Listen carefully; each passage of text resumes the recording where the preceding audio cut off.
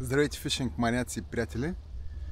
Днес сутринта сме на Росенец, или по-скоро нефтопристанището, така нареченото, и смятам да направя един риболов на сафрит. В момента му е сезона. По принцип, знаете, че няма нищо специално в риболова на сафрит, стига да е тук.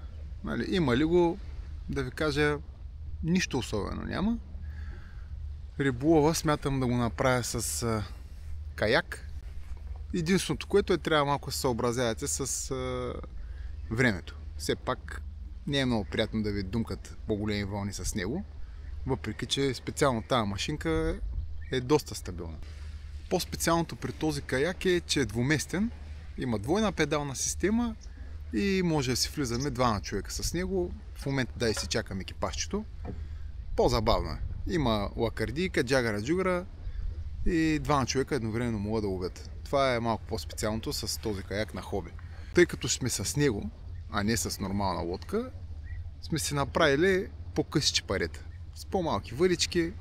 Въдичките са с до 35 грама акция, с нормални спининг въдици и чипаренца до 6 куки. Това е по-специфичното. Да си правим, не сме дошли да правим количества, въпреки че пак може. То като има сафрит бол, пак се прави количество. Да, никога не е колкото да вадиш по 10-15 едновременно, но се прави. Ние сме повече за кефа, отколкото да правим количества. В крайна сметка няма го продаваме този сафрит, ами го правим да си хапнем.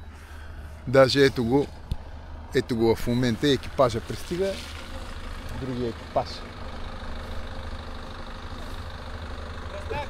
Аре бе, екипажа! Чакам те! Его, другия екипаж пристига в момента. Тук сваляме каяка и ще влизаме. Та така, чипаренца с 6 куки. Изгаси тази кола! Така, че не се чуваме. Чипаренцата с 6 куки и на тия въдички, понеже ще ловим до максимум 15, 16, 17 метра, слагаме тежести 20-30 грама. Да може да потъва малко по-бавно. Все пак не е толкова дълбоко. И това е. Селин Дион. Еми го екипажчето, сваляме каячето и влизаме. Ето го. Важно е да си в настроение, нали? Да. Свършва работа. Аз не мога да разбера. Remove before transport пише тук. Remove before transport, обаче съм го забравил само да ти кажа. Remove before transport. Нали? Защо не носим тази стойка в морето? Защо не на нас? Как ще управляваш каяка с тази стойка? Тя за какво е тази стойка? За транспорт. Ами що пише Remove before transport? Мога да разбера. Така. Сваляме тук. Това е мястото, откъдето се пуска. Ето. Няма вятър, перфектно. Влизаме. Айде!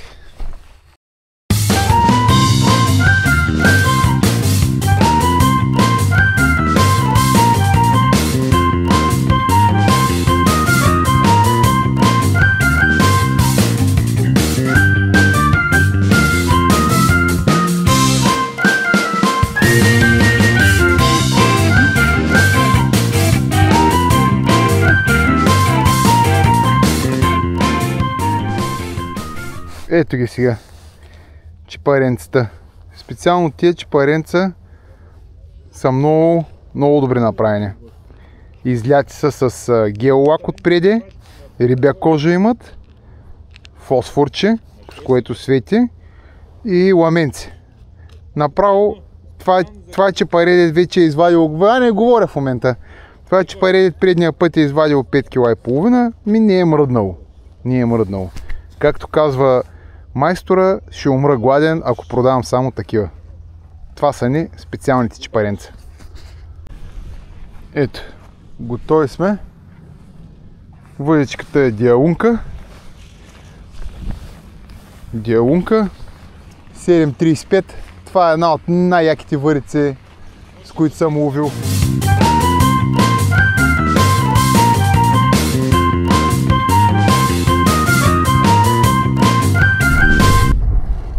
Така, намерихме сафридите, но понеже аз съм с 20 грама лово, има течение, не ми се получава в момента риболова. Въпреки че е 10-11 метра. И сега смених. Да, Чичо Ваню фаща. Смених сега да видим. Едро, само едро искам. Така. Да видим сега какво ще стане. Оп, и аз веднага хванах, бе. Да. И точно направо сам се откачи в турбата. Веднага фанах. Откачи ли се? Я да ги видим сега редовни сафриди ли са или са гратосафриди? Ванко? Добре са. И малкия падна. Големия е тук. Ого, веднага ма нападаха долу на дъното. Да, на дъното. Ей го. Супер е сафрида. Редовен. Обаче имаме една граца. Трябва да пускаме го. Трябва да се пуска, нали? Да. Ясно. Ами не, долу е кал. Долу е кал. Ето ги. Как са. Ви давам да видите. На ръба са. И още с пускането вече товарим, да. Грациелка ли? Трябва тя да извика своите брати. Аз ти предлагам обаче да отидем малко по-надълбокото. Тук още ни е много... Не ми харесва. Въпреки че я пусне сега хубав голям пасаж. Според мен с по-едро. Не видим дали е така. Оп. Оп, фанах. Оп. Понатовари ли са малко? Ого, браво бе! Ти голям гердан удари бе! И аз гердан, обаче малко грацичка е. Малко е грацичка работата. Сменяме мястото веднага. Давай аванс. Тук големите влязаха. Да, аванс. Аванс на Сафридя. Аванс на Сафридя, малели. Най-големия падна. Най-големия падна. Искам да си аванса джия. Майки с такова с хайверса вътре, като ги натиснеш, да. Оп, фанах. Как блъска. Може да е на хеликоптер. Грациела ли? И аз съм на хубав. То с горния е много хубав. С педарка е, бе. Педарка е, бе. Това е постоянно търсене. Търсим, защото има много риба, но повечето е граца. Не може да намерим хубавите пасажи така или по-скоро са пръснати, поне ние не ходим чак толкова много надълбоко. Обикаляме до 15-16 метра. Но не е гаранция, дори в дълбокото има граца. И търсим. Харесваме си някакво място, връщаме, пътуваме. Всички спират ли? И те си спират хората. И така, общо взето, малко си правим спорт. Газ ли да дадем? Не искам пръскам от така банана. Спорт си правим. Има ги рибите. Обаче днес е доста издребнява рибата. Поне при нас. Предполагам, че навътре, като се отиде на малко по-дълбоко, може би 23, 4, 5, 6 метра, ще има по-големи. По-чести ще са, но не знам. После ще питаме колегите. Аз скем към точката.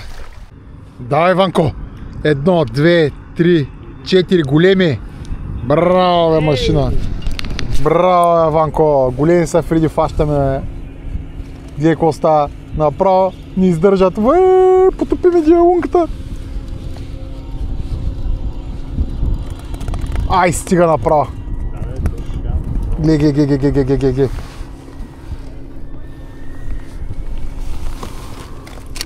И ти гирляндите сафриди едри.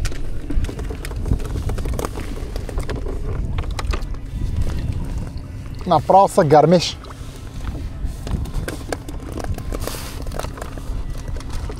Това направо при педалчетата падна.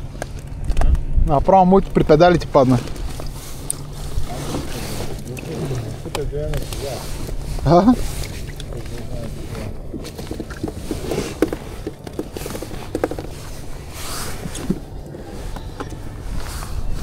Не, бе.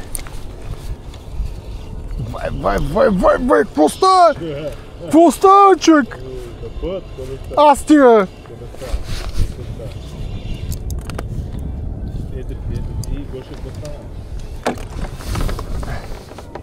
При педалите.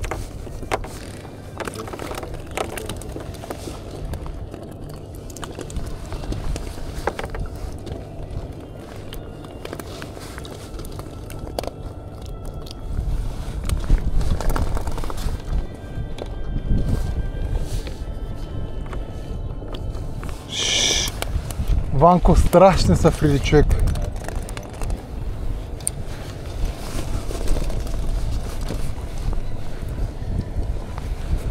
Направо си прави кефа, човек.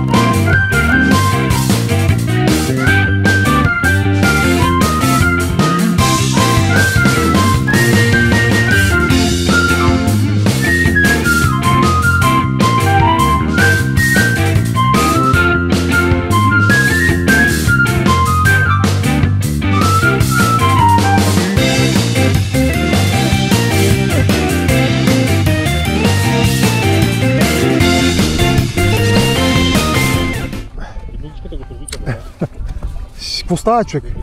Вой, какви топалки! Стига! Стига, бе, човек!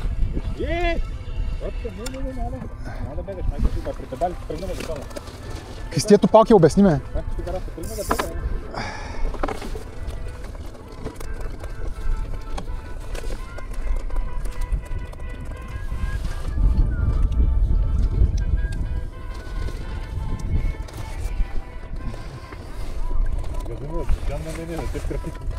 Направо много ма боли.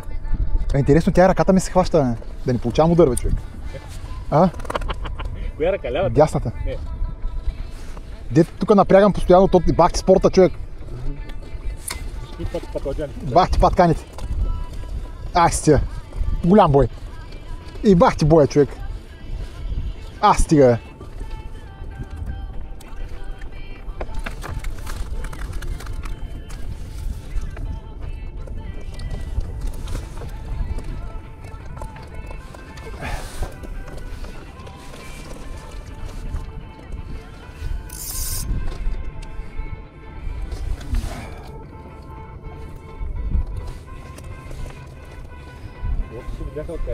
Да.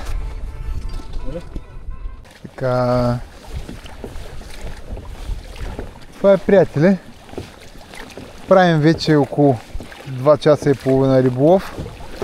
Фанахме си сафридец.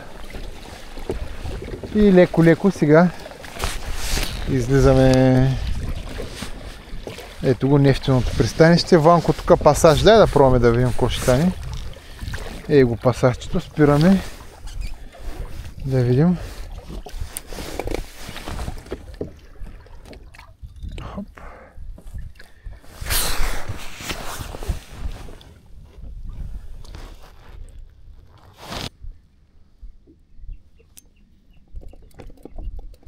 Оп.